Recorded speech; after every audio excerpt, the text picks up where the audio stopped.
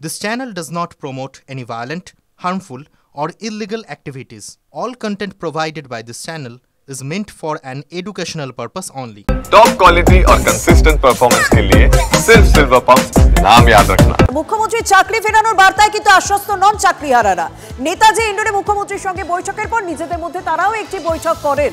বৈঠক শেষে স্পষ্ট করে দেন আন্দোলনের পথ থেকে সরছেন না তারা। আমাদের সঙ্গে সরাসরি রয়েছেন সহকর্মী সোমা। যদি দেখা যায় তারা আন্দোলনের পথ বেছে নিচ্ছেন, কিন্তু তার পাশাপাশি আরো একটা দিক দেখতে হবে, তারা গত পরশু রাত থেকে সেই শহীদ মিনার চত্বরে রয়েছে, এমনকি তারা গতকাল রাতেও সেখানে ছিল।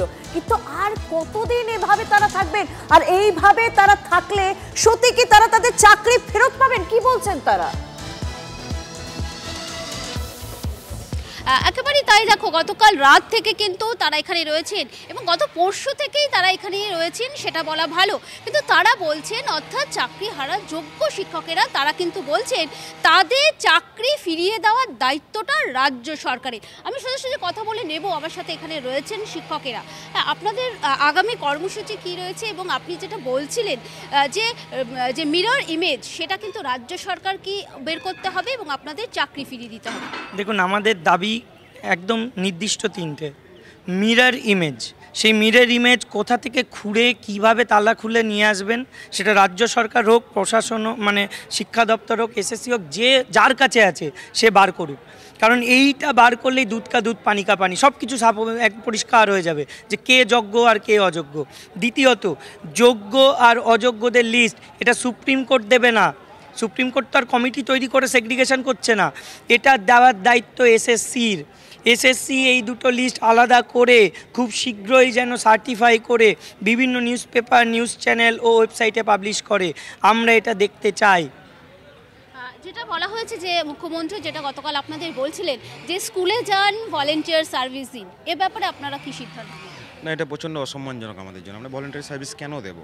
আমরা নিজের যোগ্যতায় পরীক্ষা দিয়ে চাকরিটা পেয়েছি, সেখানে আমাদের কোনো দোষ নেই। দেখুন, সিম্পল ব্যাপার, 17 দফা দুর্নীতি হয়েছে। শোভা, তাহলে এই জায়গায় একটু স্পষ্ট করে দেন, স্পষ্ট করে নিতে চাইবো যে সত্যি কি তারা স্কুলে যাচ্ছেন না যতদিন না তারা তাদের চাকরি ফেরত পাচ্ছেন? এই প্রশ্নটা যদি একটু ক্লিয়ার করো।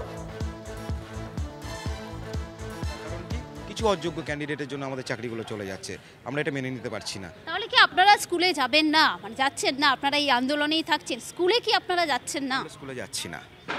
না, কি কর্মসূচি রয়েছে? যেটা বলা হয়েছিল যে আপনারা বৃহত্তর আমাদের যারা প্রতিনিধিত্ব করছে তারাই কর্মসূচির ঘোষণা করবে। হ্যাঁ, কি কর্মসূচি রয়েছে? আপনারা যে আন্দোলনের কথা বলছিলেন, আপনারা বলছিলেন যে একেবারে রাষ্ট্রপতির কাছে আপনারা জানাবেন। দেখুন, কর্মসূচি বলতে আমরা তীব্র থেকে তীব্রতর এবার আন্দোলনে নামবো। আমরা খুব শীঘ্রই ডেট ঘোষণা করব। দ্বিতীয়ত, দেশের সর্বোচ্চ পদাধিকারী যারা আছেন বিভিন্ন ডিপার্টমেন্টের, প্রধানমন্ত্রী, রাষ্ট্রপতি, তারপরে বিভিন্ন বিরোধী দলনেতা, আমাদের চিফ মিনিস্টার, এডুকেশন মিনিস্টার বা আরও যারা আছেন, সকলের কাছে আমরা দরবার করব। আমরা সকলের কাছে বারবার যাইব আজ আমাদেরকে যোগ্যদেরকে ন্যায্য মানে একদম বোঝাই যাচ্ছে তারা যেমন আন্দোলনের পথ ছাড়ছেন না, তেমনি তারা বিভিন্ন জায়গায় আবেদন করবেন চাকরি ফেরত পাওয়ার জন্য। অর্থাৎ বুঝতে পারছেন মুখ্যমন্ত্রী যে ভলেন্টিয়ারি সার্ভিস দেওয়ার যে বার্তা দিয়েছিলেন, সেই বার্তায় কিন্তু সন্তুষ্ট নন চাকরিহারাদের একাংশ। এবং গত পরশু থেকে তারা শহীদ মিনার চত্বরে রয়েছেন, তারা রাতভর অবস্থান করছেন, আবারও আন্দোলনের পথ তারা বেছে নিলেন। কিন্তু গতকাল মুখ্যমন্ত্রী কি বলেছিলেন একবার শুনে নিন। আপনাদের তো কেউ চাকরি টার্মিনেট করেনি এখনো পর্যন্ত, করেছে কি? কোনো নোটিশ পেয়েছেন? আপনার বিরুদ্ধে দুর্নীতি না যদি প্রমাণ করতে পারে তো কি আপনাকে কেউ যেতে বারণ করেছে? যান না, আপনি আপনার কাজ করুন না। আপনার কাজ কে বারণ করেছে? ভলেন্টারিলি সার্ভিস কিন্তু সবাই দিতে পারে, সেখানে কিন্তু আটকাবার কোনো জায়গা নেই কারো। আপনারা যাতে আবার চাকরি ফিরে পান তার ব্যবস্থা প্রসেসের মধ্যে দিয়েই 2 মাসের মধ্যেই কমপ্লিট হবে এবং আপনাদের চাকরি ব্রেক হবে না। কারণ আপনার এক্সপিরিয়েন্স এবং অ্যাডিশনাল কনসেশন আপনারা পাবেন যারা 10 বছর ধরে চাকরি করছেন, এটা মাথায় রাখবেন। আপনারা সার্ভিসে যান, ভলেন্টারিলি সার্ভিস করুন। কেন আপনারা ভলেন্টারিলি করবেন? তার কারণ আমাদের সুপ্রিম কোর্টে ক্লারিফিকেশনের জন্য যেতে হচ্ছে। 2 মাস সাফার করলে 20 বছর সাফার করতে হবে না। আর ওই 2 মাসও পুষিয়ে দেবো। এটা মনে রাখবেন, আমার জীবনে কথা মানে কথা। আমি যদি কাউকে কথা দিই, আমি লাস্ট পর্যন্ত সেই কাজটা করে দেখাই। অর্থাৎ মুখ্যমন্ত্রীর বার্তা শুনলেন, চাকরিহারাদের একাংশের বক্তব্য শুনলেন যে তারা স্কুলে যাচ্ছে না, তারা বরং আন্দোলনটাই চালিয়ে যাবেন।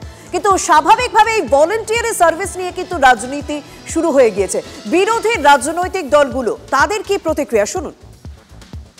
এখন কারো প্রতিশ্রুতিতে তো কিছু হবে না, সুকান্ত মজুমদার প্রতিশ্রুতি দিলেও কিছু হবে না, মমতা বন্দ্যোপাধ্যায় প্রতিশ্রুতি দিলেও হবে না। কোর্ট কি বলছে এবং আইন কি বলছে সেই অনুসারে হবে। দেশ আইন অনুসারে চলে, কারো কথাই কিছু চলে না। তো স্বাভাবিকভাবে আইন যে পদক্ষেপগুলো নিতে বলেছে, অর্থাৎ মহামান্য সুপ্রিম কোর্ট যে পদক্ষেপগুলো নিতে বলেছে, সেই পদক্ষেপগুলোর মাধ্যমে নেওয়ার মাধ্যমে যারা চাকরি হারিয়েছেন অথচ যোগ্য, তাদের চাকরি ফেরত আসতে পারে, অথচ দ্বিতীয় কোনো পন্থা নেই। এই আবেদন মধ্যশিক্ষা পর্ষদ আগেও করেছিল, যখন মামলার শুনানি হচ্ছে তখন সুপ্রিম কোর্ট স্পষ্ট বলেছিলেন এইসব বাজে কথা বলে লাভ নেই, দুর্নীতি করে নিয়োগ করবে আর তারপরে বলবে অসুবিধা হচ্ছে। আমি তো মধ্যশিক্ষা পর্ষদকে অনুরোধ করব, ওরা যদি সৎ হন, পশ্চিমবঙ্গের গ্রামান্তরে বহু শিক্ষিত ছেলে মেয়ে আছেন, তারা ভলান্টারি সার্ভিস দেবেন, কিন্তু এই দুর্নীতিমূলক প্রক্রিয়ার মধ্যে দিয়ে যারা গেছেন তারা নয়, কোনো উপায় নেই। পরীক্ষা করেই তাদের প্রত্যেকের যোগ্যতা প্রমাণ করতে হবে।